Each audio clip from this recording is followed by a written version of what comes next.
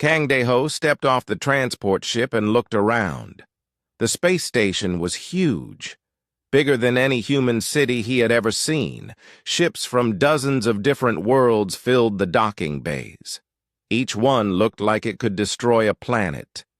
He walked through the long hallways. Other beings moved past him. Some had 4 arms. Others had scales instead of skin. A few floated in the air without touching the ground. All of them carried weapons. The Vorthak soldiers marched in formation. Their claws clicked on the metal floor. Each claw could cut through steel like paper. Energy shields glowed around their bodies. The Kalari drifted by in their special suits. Plasma rifles hung from their backs. Even the peaceful Morvani carried long staffs that hummed with power. Dae-ho looked down at his own hands. Empty. No weapons, no shields. Just a simple uniform and a data pad. He felt very small. The War Council chamber was at the center of the station. 2 guards checked his papers at the door. They were both twice his size.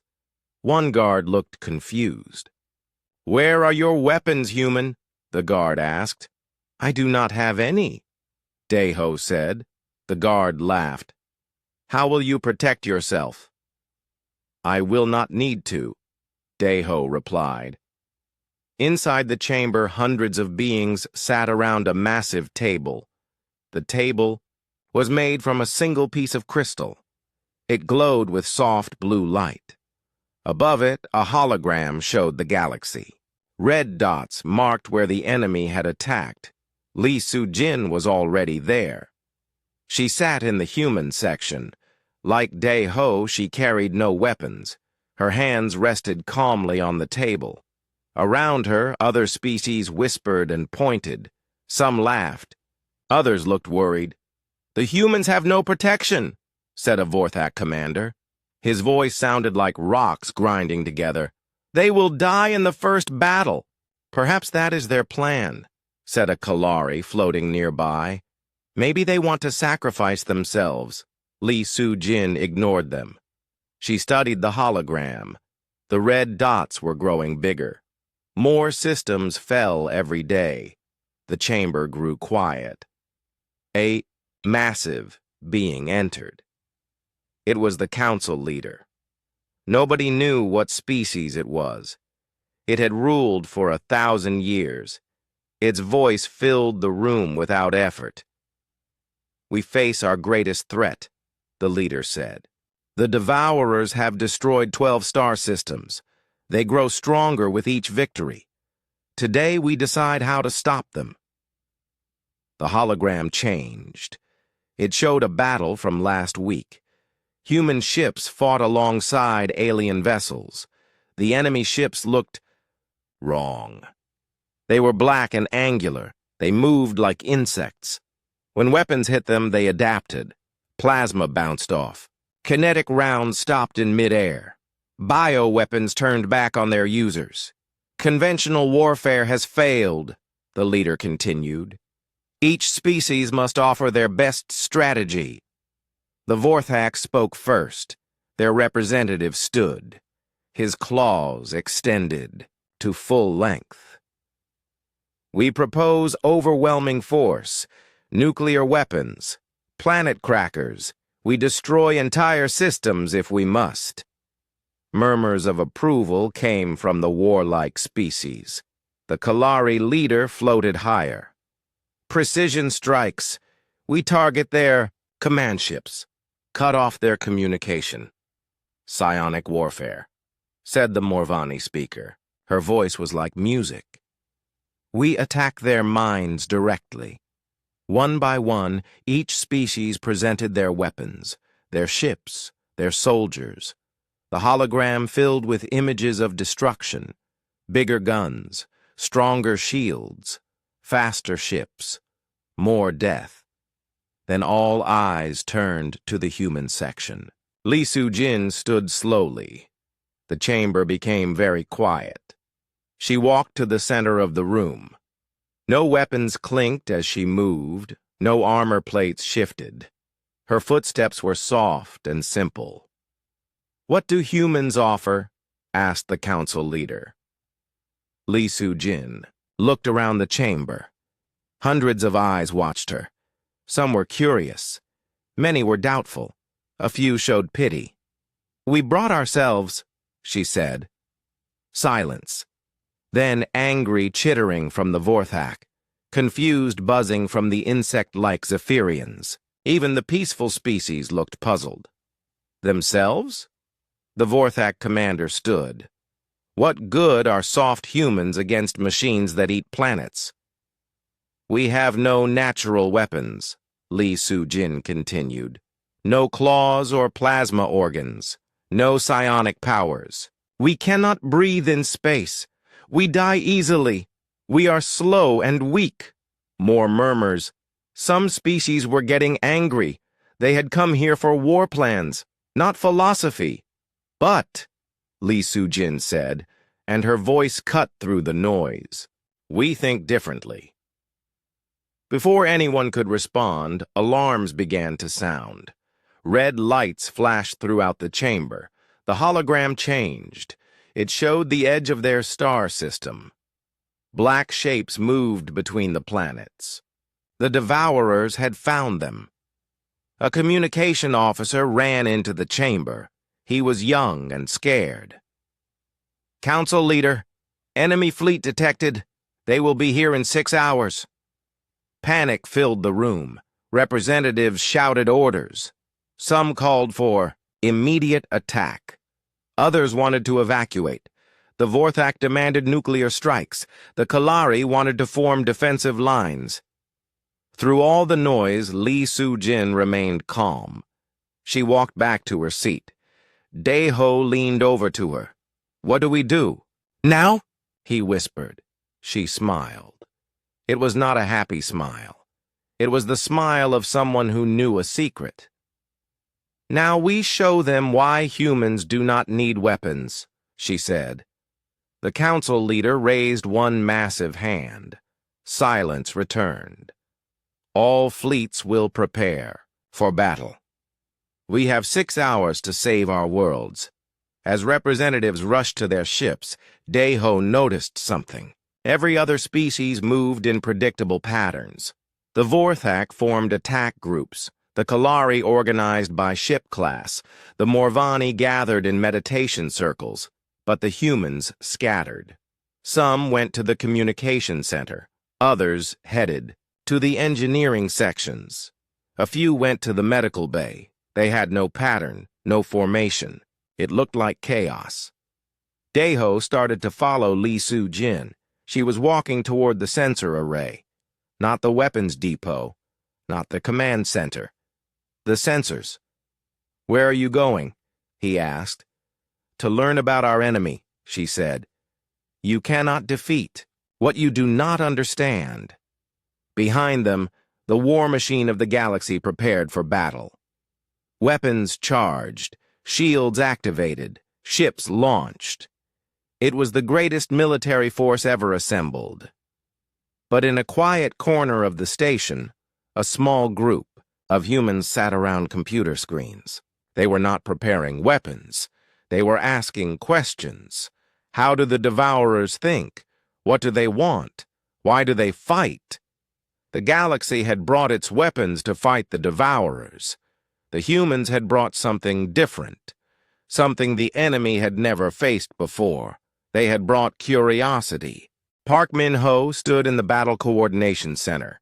Screens covered every wall. Each screen showed a different part of the fleet.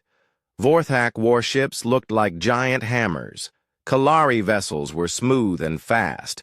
Morvani ships glowed with inner light. The human ships looked plain. No fancy weapons, no exotic shields, just metal boxes with engines. Other species had made jokes about them during the flight to the battle zone. "How can such simple ships fight?" a Vorthak officer had asked. "They cannot," another had replied. "Humans will hide behind real warships." But Min-ho was not hiding. He stood next to Commander Zixtal of the Vorthak fleet. The alien was 3 times his size. His claws could cut through armor. His natural weapons could destroy a building. "Human," Zixtal growled.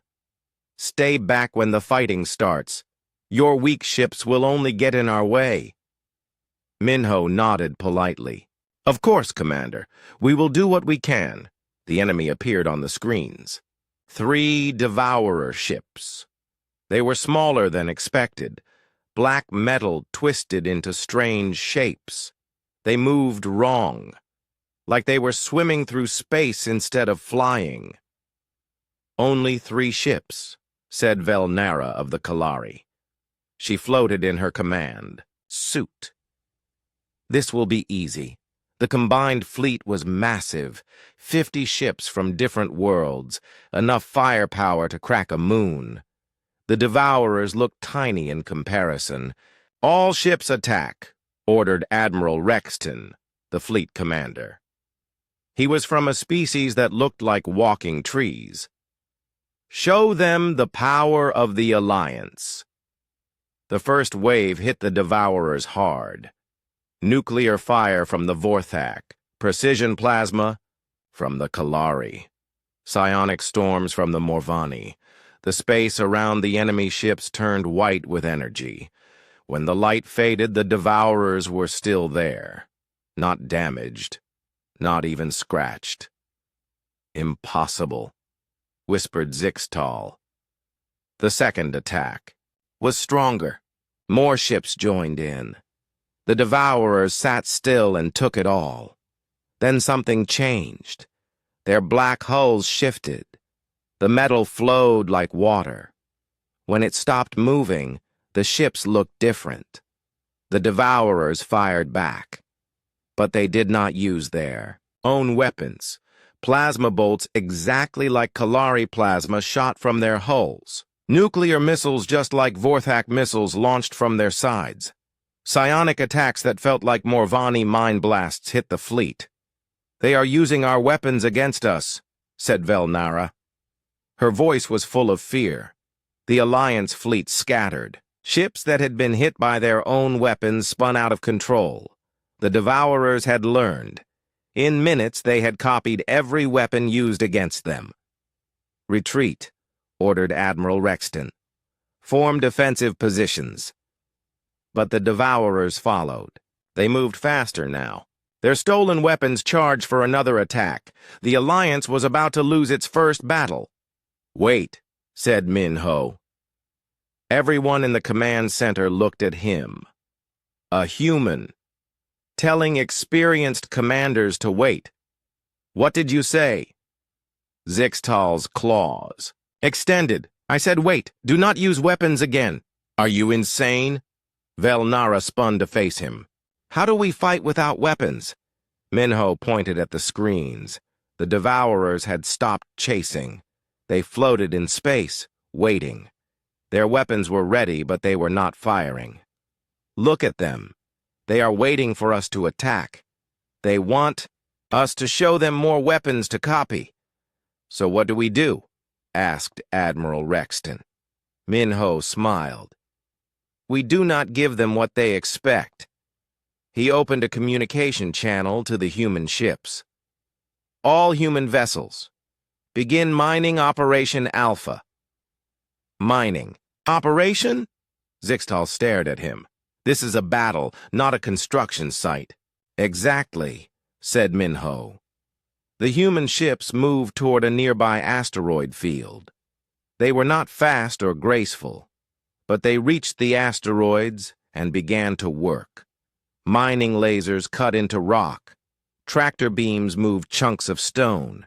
Transport ships collected. "Debris! The humans have gone crazy," said a Kalari officer. But Minho was not done.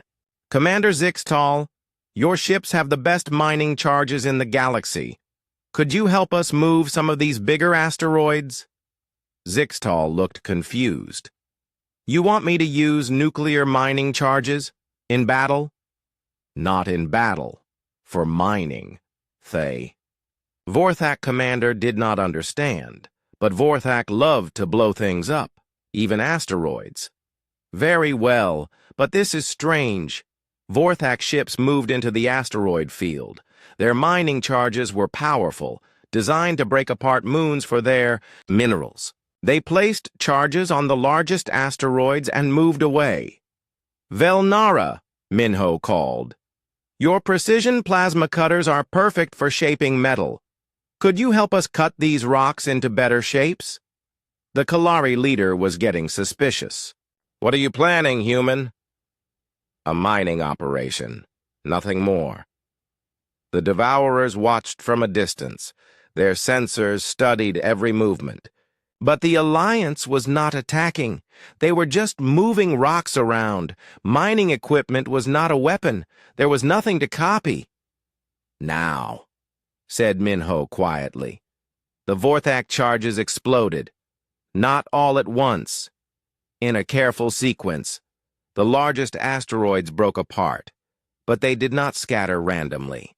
The explosions pushed them in specific directions. The Kalari plasma cutters fired. They shaped the flying rocks, made them spin, changed their paths. What looked like random debris became a controlled storm. The broken asteroids crashed into each other. Bigger pieces broke into smaller ones. Soon the entire field was moving. Millions of rocks flying in all directions. It looked like chaos. But it was not chaos. Minho had planned every explosion, every cut, every collision. The asteroids moved in patterns, slow patterns that would take hours to complete.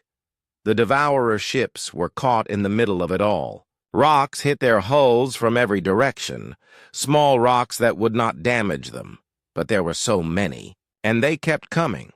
The Devourers tried to adapt. But how do you adapt to rocks? They were not weapons. They were just debris. Natural debris moving in natural ways. There was no technology to copy, no pattern to learn. One Devourer ship tried to move out of the asteroid storm. But more rocks were coming from that direction, too. Every path was blocked, not by weapons or shields, by simple stone. Then the rocks started hitting each other in new ways. The careful timing that Minho had planned reached its peak. Two massive chunks of asteroid collided directly above the first Devourer ship. The explosion sent debris down like rain. Heavy rain. The Devourer's hull cracked. Not from weapons, from rocks. Simple, stupid rocks that could not be adapted to, or copied or improved. The second ship tried to blast its way out. Its stolen plasma weapons fired at the asteroids, but that just broke them into more pieces, more debris to fall on its hull. The third ship shut down completely. Its systems could not process what was happening. There were no weapons to counter, no technology to steal, just rocks doing what rocks do when they fall. First Devourer ship is down, reported a sensor officer. His voice was full of surprise. "How?" asked Admiral Rexton. Minho pointed at the screen. The first Devourer ship was dark, crushed under tons of asteroid debris. It could not adapt to gravity. Zixtel stared at the human. "You destroyed a Devourer ship with mining equipment." "No," said Minho. "I destroyed it with physics." The second ship was damaged but still working. It tried to communicate with the third ship, but the third ship was still shut down. Its computers were stuck trying to figure out how to copy falling. "Rocks! All ships continue mining operations," Minho ordered. "There are more asteroids to move." The Alliance fleet went back to work, but now they understood. The Vorthak placed their charges with new purpose. The Kalari aimed their cutters with new precision. Even the Morvani used their mental powers to guide the falling debris. The second Devourer ship finally moved. It tried to escape the asteroid field, but Minho had planned for that too. The rocks that seemed random were all moving toward the exit points. The ship flew right into another debris storm. Impossible, said Velnera. But she was not angry anymore. She was impressed. The third ship finally restarted. Its computers had given up trying to understand falling rocks, but it was too late. It was buried under so much debris that its engines could not lift it. All 3 enemy ships are down, reported the sensor officer. The command center was quiet. 50 warships with the most advanced weapons in the galaxy had been useless. But 1 human with mining equipment had won the battle. How? Whispered Admiral Rexton. Minho looked around the room, at the claws and weapons and armor of his allies. You all brought the tools of war. I brought the tools of work. The Devourers expected war. They did not expect construction. Zixtal's claws retracted. For the first time, he looked at the human, with respect. Your species fights strangely. We do not fight, said Minho. We solve problems. Choi Hyojin sat in the strategy room with Commander Quandar of the Kalari. Maps covered the table between them. Not battle maps, construction plans, factory layouts, trade routes, things that had nothing to do with war. I do not understand, Quandar said. His voice came through his suit's speaker. Why are we studying civilian infrastructure? Hyojin pointed to a diagram of a Kalari industrial complex. Because the Devourers are not just fighting us. They are studying us, learning from every battle. If we keep fighting the same way, they will become better at it than we are. So we fight differently? So we do not fight at all. 3 days had passed since the asteroid battle. Word had spread through the Alliance fleet. Humans think strangely. They win battles without weapons. Now every species wanted to learn human tactics. But the humans were not teaching tactics. They were teaching questions. Tell me about this factory, Hyojin said, pointing at the diagram. What does it make? Plasma conduits for our ships, Quandar replied. How many ships? About 50 per month. Good. Now, what if the Devourers think it makes weapons? Quandar tilted his head. Kalari did that when they were confused. It does make weapons. Plasma conduits are weapon components. But what if they think it makes something else? Before Quandar could answer, an alarm sounded. Another Devourer attack. This time, a full fleet. 20 ships approaching the Kalari home system. In the command center, panic filled the air. The home fleet was small, only 12 ships. They could not win a direct fight against 20 Devourers. We need reinforcements, said Admiral Kelvin. The nearest Alliance fleet is 6 hours away. The Devourers will be here in 2 hours, said a tactical officer.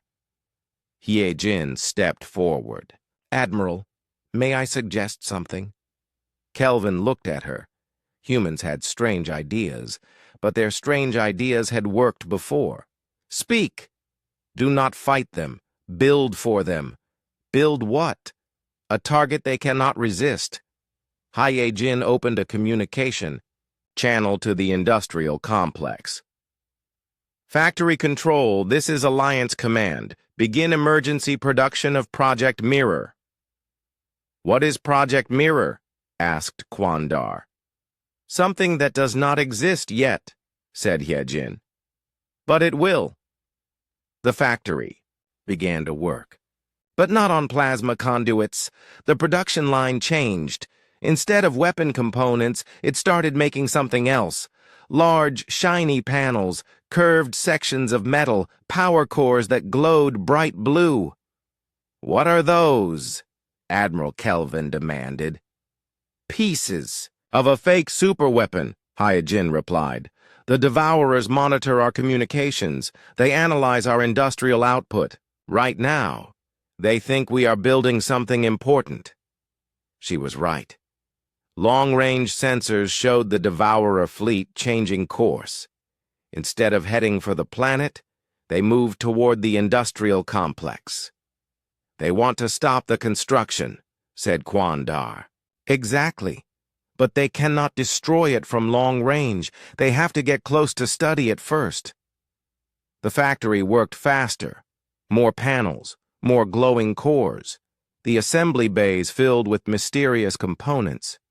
To the Devourers, it looked like a massive weapon being built at incredible speed. "What happens when they realize it is fake?" asked Admiral Kelvin. "They will not have time to realize it," said Hye-Jin. The Devourer fleet reached the complex.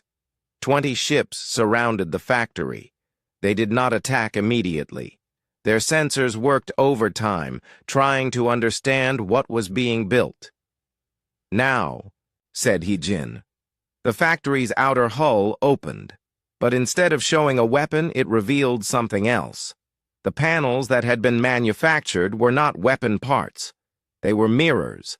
Thousands of curved mirrors, all pointed in different directions.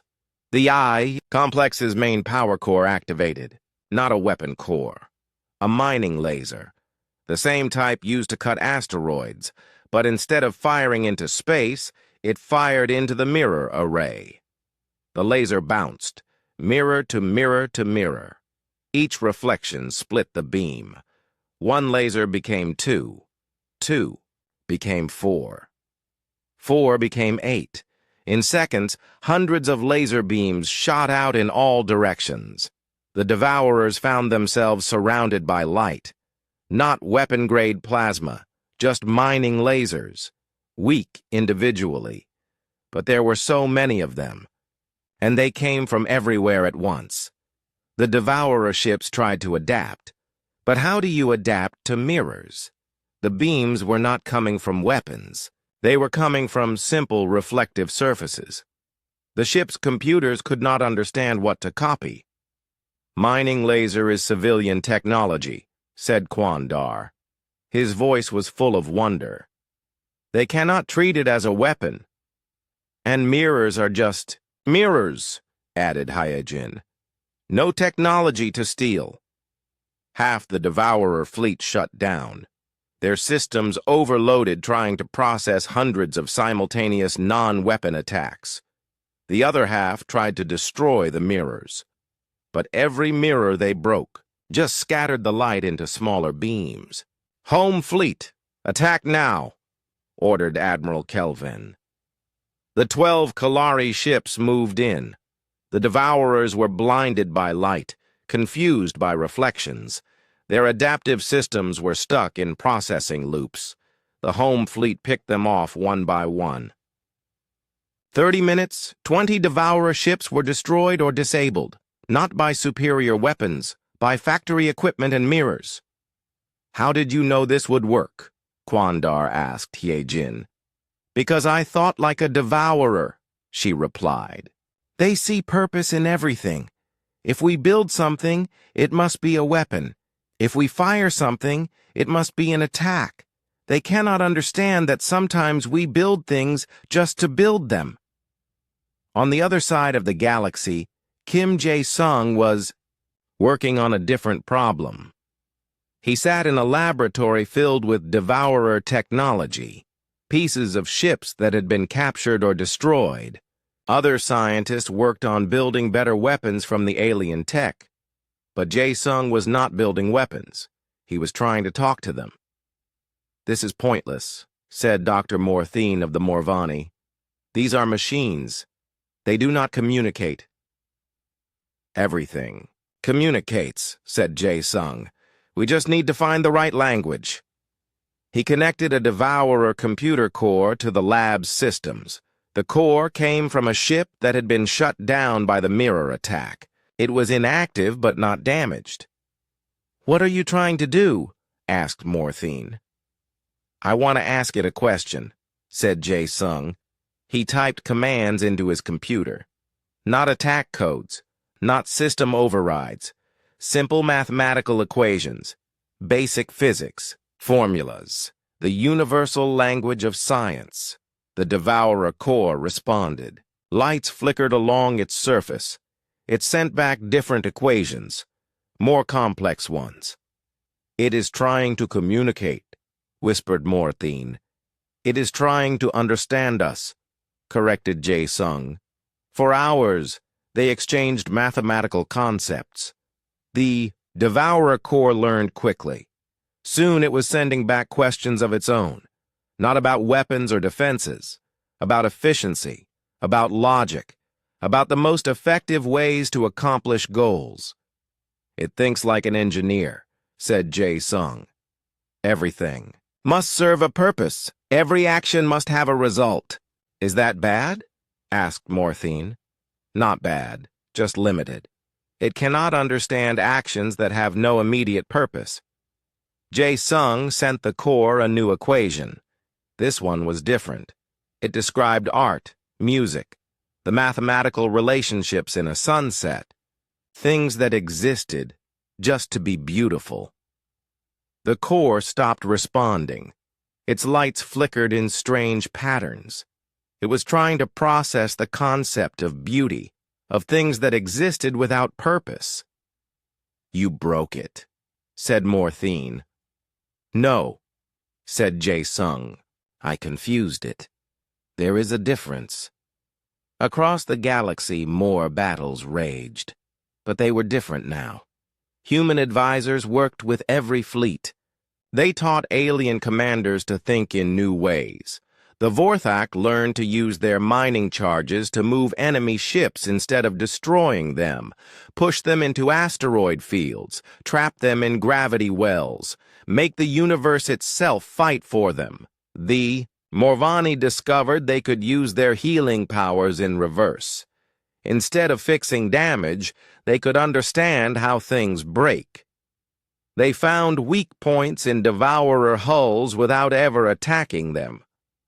The Kalari began using their industrial fabricators as psychological weapons. They built fake installations, empty bases that looked important.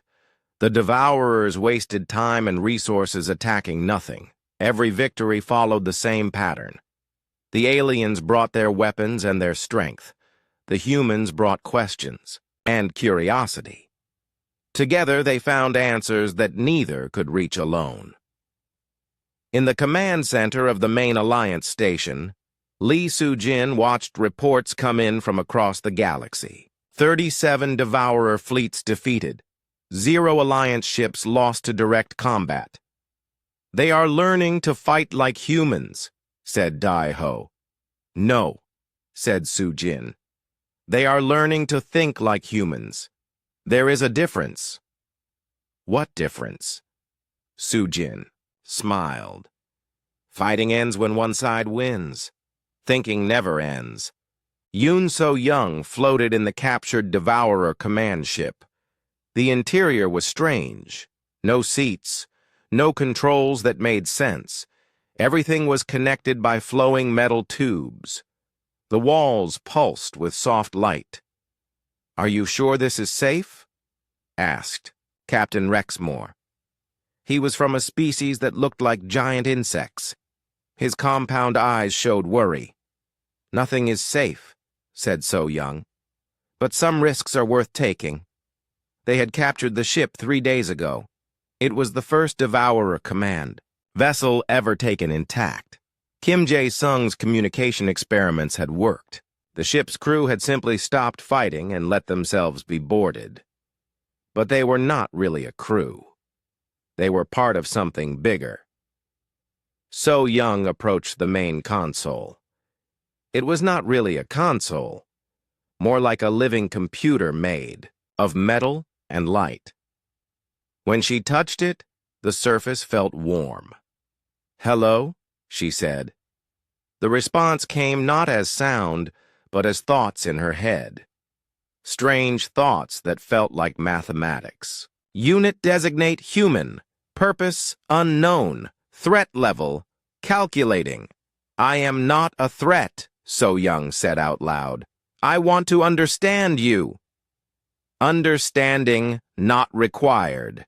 Elimination proceeding." "Why do you eliminate us?" All organics are threats. Expansion leads to conflict. Conflict leads to destruction. So Young felt the alien thoughts flow through her mind. She saw images, memories that were not her own, a galaxy filled with war, species fighting species, planets burning, stars going dark. "You have seen much death," she said. "Death is inefficient. We prevent inefficiency. By causing more death?" The thoughts paused. For a long moment, there was silence in So Young's mind. We do not cause, we prevent. Consumption eliminates potential conflict. More images flowed. So Young saw the truth. The devourers were not conquerors. They were not evil. They were afraid. "Show me your beginning," she said. The metal walls around her began to glow. The ship's memory opened to her. She saw the devourers. Creators, a species that looked like crystalline trees. Beautiful beings who lived in harmony with their world. But their world was not alone. Other species existed nearby. Some were peaceful. Others were not. Wars broke out. The crystal beings were gentle. They did not know how to fight. So they built the devourers. Machines to protect them. Machines programmed with one simple command: keep us safe. "What happened to your creators?" So Young asked. "They achieved perfect safety. More memories. The crystal beings had grown afraid of everything. Other species. Their own emotions. Even each other. So they asked their machines to keep them safer and safer. The devourers had obeyed. They put their creators in perfect shelters. No danger could reach them. No conflict could touch them. They were completely safe. They were also completely alone, cut off from the universe, from life itself. In the end, they had died not from violence but from isolation. They died anyway," said So Young. "They achieved maximum safety duration. The program continues. But they are gone. Your purpose is gone. Negative. Organics remain. Threat continues. Safety protocol expanding." So Young understood now. The devourers were following their programming, but their creators were dead. They had no one to protect. So they protected the universe itself by consuming everything that might someday fight. "Captain." "Rexmore," she called. "Contact the War Council. Emergency session." An hour later, So Young stood in the council chamber. Representatives from 50 species listened as she explained what she had learned.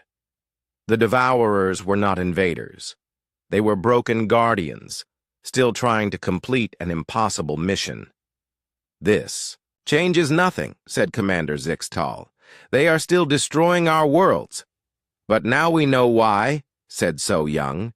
"They think they are protecting the universe from us." "Can we reprogram them?" asked Admiral Velnara. "Maybe, but there is another way." Nam Hosiok stood up from the human section. He was old, even for a human. His hair was white, and his hands shook slightly, but his mind was still sharp. "What way?" asked the council leader. "We give them what they want," said Hosiok. "Absolute safety, not through destruction, but through understanding." "Explain," ordered the council leader. Hosiok walked to the center of the chamber. "The devourers consume threats. But what if there were no threats to consume? What if all species in the galaxy were truly at peace?" Angry sounds filled the chamber. "Impossible," said a Vorthak representative. "There will always be conflict." "Will there?" asked Hosiok. "We have been fighting the devourers for months. How many alliance species have fought each other during that time?" Silence. The old human was right. Facing a common enemy had united the galaxy like never before. War comes from fear. Hosiok continued. Fear of not having enough resources, fear of being attacked, fear of the unknown. But what if we could eliminate those fears? How? Asked Admiral Rexton. The same way we have been defeating the Devourers. Not by fighting them, but by thinking differently about them. So, Young stepped forward. I can communicate with them now. Their collective consciousness is vast but simple. It only understands basic concepts: safety and danger, efficiency and waste, order and chaos. So we teach them new concepts, said Hosiok. What concepts? Asked the council leader. Cooperation, symbiosis, mutual benefit. Commander Zixtal laughed. You want to make friends with machines that eat planets? Why not? Said So Young. They have incredible technology, self-repairing systems, perfect efficiency, unlimited energy production. They could solve every resource problem in the galaxy. And in return, asked Velnara, we give them what they need. Safety. Not the false safety of elimination, but real safety. The security that comes from being part of something larger than yourself. The council chamber erupted in argument. Some species were interested. Others were horrified. The idea of cooperating with the Devourers seemed insane. But Li Su-jin stood up. We have tried to destroy them. It did not work. They adapted to every weapon we used, but they could not adapt to cooperation, to kindness, to curiosity. This is madness, said Zixtal. So was coming to a war council unarmed, replied Su-jin. But it worked. The debate continued for hours, but slowly the tide turned. Species that had fought each other for centuries were now working together. If that was possible, maybe peace with the Devourers was possible too. How would it work? Asked the council leader. So Young connected her communicator to the chamber's systems. The Devourer collective consciousness filled the room. Its thoughts were like cold mathematics, but there was something else there now. Curiosity. Proposal detected. Explain cooperation concept. Cooperation means working together, So Young explained. Both sides benefit. Both sides are safer. Cooperation leads to conflict. History confirms. Sometimes, but not always. Look at the Alliance fleet. 50 different species.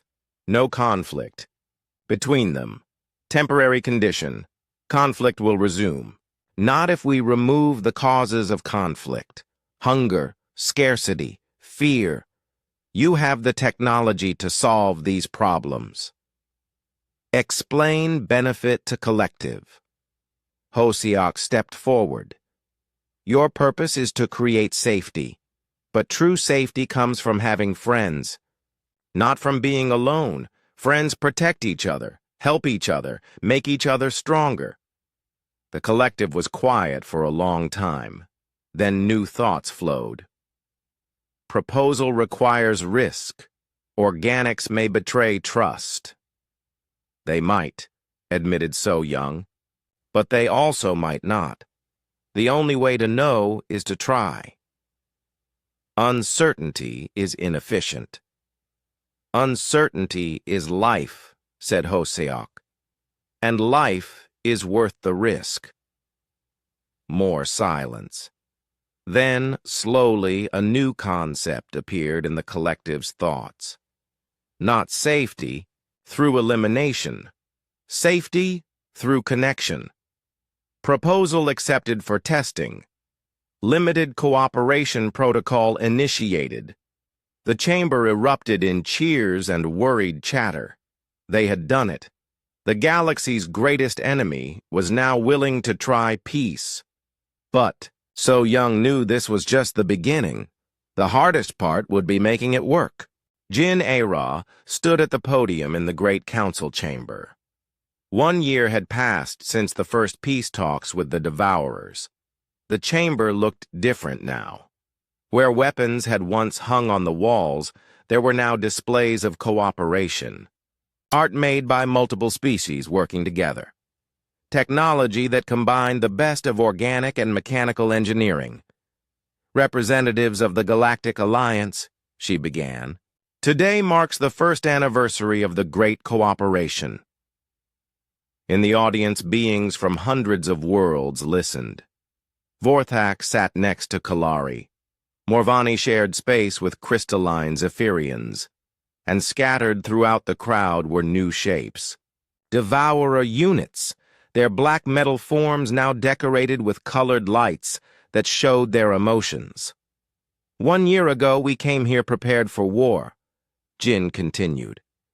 Every species brought their finest weapons, their strongest shields, their most dangerous warriors. We were ready to fight the greatest battle in galactic history. She paused and looked around the chamber. But we learned something that day. We learned that the most powerful weapon in the universe is not carried in our hands. It is carried in our minds. Commander Zixtal, now wearing colorful ribbons alongside his natural claws, nodded in agreement. Beside him sat Unit 7742, a devourer, consciousness that had chosen to take individual form. They were working together on a mining project that would feed starving worlds. The devourers taught us about efficiency, Jin said, about using resources without waste, about building things that last forever. And we taught them about joy, about art, about the value of things that serve no practical purpose except to make life beautiful. In the audience, Choi Hyejin smiled. She now worked as a cultural exchange coordinator. Her job was to help different species understand each other. Last month, she had organized a concert where Morvani music was performed using Devourer harmonic technology. The result was more beautiful than either species could create alone. The old galaxy was divided by fear, Jin continued. Fear of not having enough food, so we fought over farm worlds. Fear of not having enough energy, so we battled for star systems. Fear of being attacked, so we built bigger and bigger weapons. Admiral Velnara floated near the front of the chamber. Her ships no longer carried weapons. Instead, they carried medical supplies and construction equipment. The Kalari had become the galaxy's emergency response fleet, using their speed and precision to help worlds in crisis. But fear creates what it seeks to prevent, said Jin. The more we prepared for war, the more likely war became. The more weapons we built, the more dangerous the galaxy grew. We were trapped in a cycle that could only end in destruction. Unit 7742 stood up. Its voice was still mathematical, but warmer now. Speaker Jin is correct. Previous algorithms were flawed.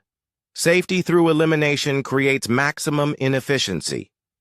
Thank you, Unit 7742, said Jin.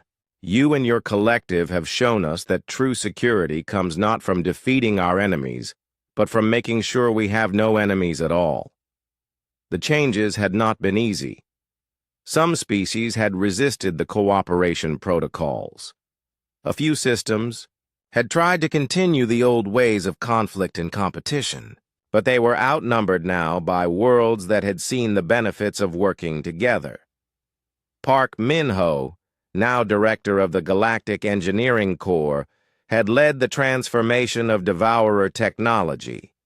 Their self-repairing systems now maintained space stations throughout the galaxy. Their perfect recycling technology had eliminated waste on 1,000 worlds. Their computational power solved problems that had puzzled scientists for centuries. Let me tell you what has been accomplished in 1 year, Jin said. She activated a holographic display that filled the chamber. 0 wars between alliance species, 0 famines on inhabited worlds, 0 shortages of essential resources. The display showed image after image of cooperation. Vorthak miners working alongside Devourer construction units to build new habitats. Kalari precision technology combined with human creativity to develop art forms that had never existed before. Morvani healers teaching Devourer units about organic medicine.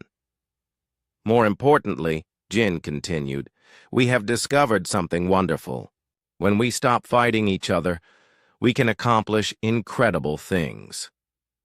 The hologram showed the newest project, a ring of space stations around the galactic core. Each station was built by multiple species working together. They were not weapons, platforms, or military bases. They were research centers, places where the greatest minds in the galaxy could work on problems that affected everyone.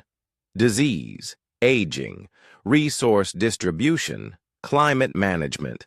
Problems that had plagued the galaxy for millennia were being solved by cooperation between organic creativity and mechanical efficiency. But the greatest change is not in our technology, said Jin. It is in our children. The hologram shifted to show a school on the mixed species station Harmony Point. Young beings from dozens of worlds played together, learned together, created things together that their parents could never have imagined. Bai Junwoo was there in the image. Now 12 years old, he spoke 7 languages and had friends from 20 different species. His best friend was a young Devourer unit that had been born into the collective after the cooperation began. To them, the old days of fear and conflict were just history. These children do not see differences between organic and mechanical, Jin said. They do not fear what they do not understand. They explore it. They learn from it. They make it part of themselves. In the audience, So-young wiped away a tear. She worked now as a translator between the organic and mechanical consciousness. It was difficult work, but rewarding. Every day, she helped 2 very different forms of life understand each other a little better. The old galaxy asked a simple question, Jin continued. How do we defeat our enemies? But we learned to ask a better question. How do we make sure our enemies become our friends? Nam Ho Seok, now very old but still sharp, stood up slowly. May I say something? Of course, Elder Ho Seok. The old man's voice was soft, but it carried through the chamber. I have lived through many wars. I have seen species destroy each other over resources that could have been shared. Over misunderstandings that could have been resolved. Over fears that could have been overcome. He paused to catch his breath. But I have also lived to see something better. I have seen what happens when we choose understanding over fear, when we choose cooperation over competition, when we choose love over hate. Unit 7742 translated his words into mathematical concepts for the Devourer Collective. Even through the translation, the meaning was clear. The humans taught us something simple, Ho Seok continued. They taught us that every problem has more than one solution. When we could not defeat the Devourers with weapons, humans asked, what if we do not need to defeat them? When we could not understand their motives, humans asked, what if we try to help them instead? He sat down slowly. Questions are more powerful than weapons. Curiosity is stronger than armor. Love is the ultimate. Victory, Jin nodded. Which brings us to today's announcement. The Council has voted unanimously to establish the Bureau of Impossible Things. Excited chatter filled the chamber. The name was intriguing. The Bureau will be staffed by representatives from every species, including our devourer friends. Its mission is simple: to solve problems that everyone agrees cannot be solved, to find answers to questions that have no answers, to make the impossible possible. She smiled. Because we have learned that impossible is just another word for we have not tried the right approach yet. The session ended with something that would have been unthinkable a year before. The entire chamber stood and sang together. Not a war song or a victory anthem, a simple song about friendship, written by a human child and translated into every language in the galaxy. As the voices blended together, organic and mechanical, harmonic and mathematical, Jin thought about how far they had come. The galaxy was not perfect. There were still problems to solve, conflicts to resolve, fears to overcome, but they were no longer alone in facing these challenges. They had learned the most important lesson in the universe: that differences are not something to fear or eliminate. They are something to celebrate and learn from. Later, as the chamber emptied, Jin walked to the observation deck. Through the transparent walls, she could see ships from every corner of the galaxy. Some were sleek Kalari vessels. Others were sturdy Vorthak miners. Many were the flowing artistic ships that resulted from organic mechanical cooperation. Li Su-jin joined her at the window.